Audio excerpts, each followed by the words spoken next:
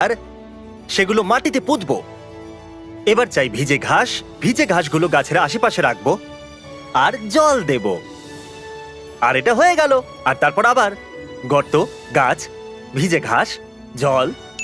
আর এগিয়ে যাওয়ার আগে আমাদের সঙ্গে আছে সারা, ইনি ট্রি প্ল্যান্টিং এক্সপার্ট। এই চারা গাছটা কি বড় গাছে পরিণত হবে একবার দেখে বলুন। আমি প্রথমে দেখবো এটাকে টানলে বাইরে বেরোবে কিনা।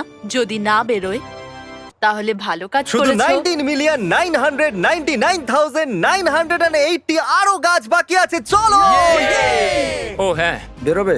না একদমই বেরোচ্ছে না।